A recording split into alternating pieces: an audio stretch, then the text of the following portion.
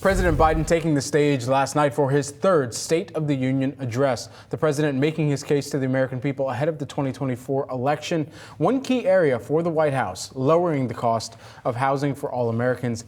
Let's listen to his latest proposals.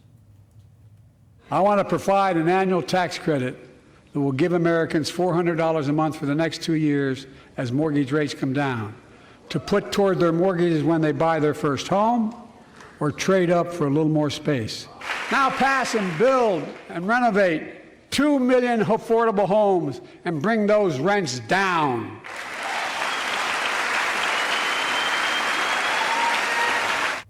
And so how realistic are Biden's latest economic plans? Joining us now, we've got Isaac Boltansky, who is the BTIG Director of Policy Research.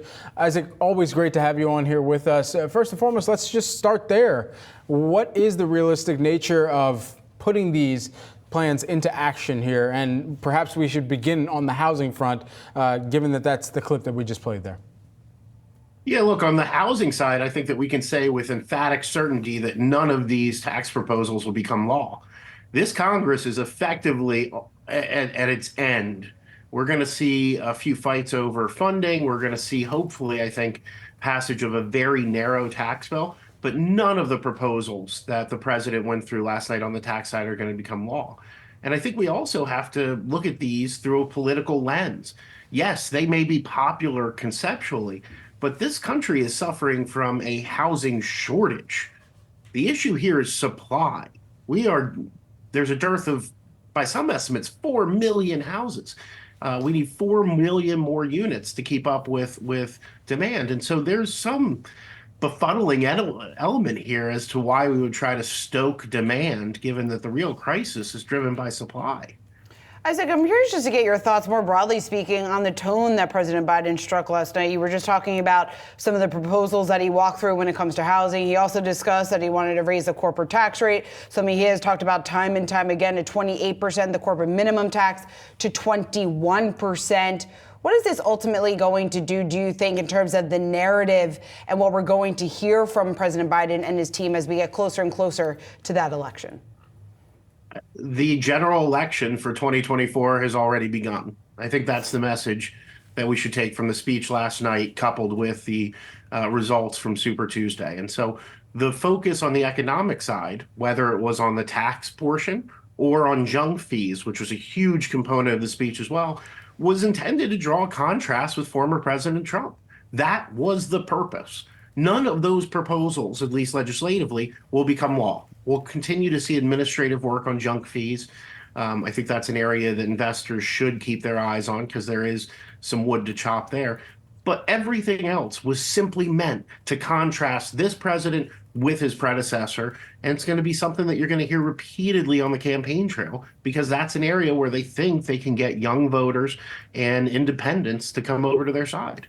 It's clear that there have been a couple other campaign talking points that are going to continue to emerge here. One of them was really on the unionization front as well here. And as that relates to the employment situation, it's clear where Biden wants to lean into the amount of jobs that are created, his pro-union stance.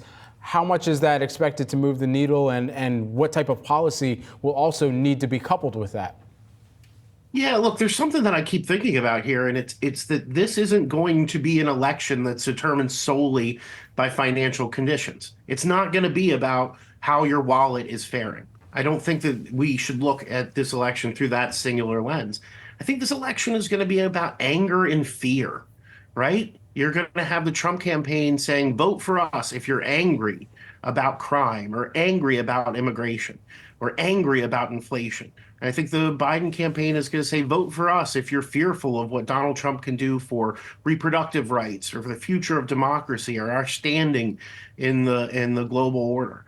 And that's really going to drive it. So it's not a single issue like the economy. I think it's far more complicated, as evidenced by polling showing that immigration continues to rise as one of the most important issues for swing voters. So when will we finally hear about plans for either camp here to really put the idea of how they will, or how their plan could actually work in realistic tenor?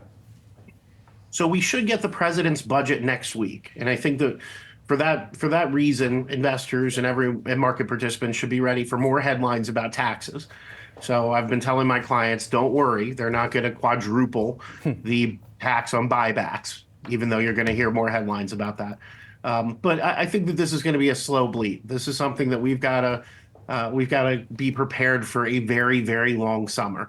And so these plans tend to take shape heading into the conventions, which will be at the end of the summer. And at that point, I think we'll have a fuller picture of what the proposals are. Isaac, anything that you heard last night, did it change your view just in terms of the risk of a government shutdown and what we could see play out over the next week or two? Nothing last night changed how we're thinking about the next few weeks. I still think that the risks of a government shutdown are elevated. It's great that they got 6 of the 12 appropriations bills done. That's wonderful. But the next 6 are the really tough ones. We're talking about homeland security and defense and things that have real tough politics to them. So I still think that there is a elevated risk of a government shutdown, and I think that investors should look past it. I don't think they should care at all. I think that the fiscal questions that investors are going to have to start wrestling with are going to come into light in 2025, and that's when we're talking about the debt ceiling again, and when we're talking about $3.3 trillion in tax cuts expiring. Isaac Boltansky, always great to have you here at Yahoo Finance. Thanks so much for joining us this morning. BTIG's Director of Policy Research. Thanks.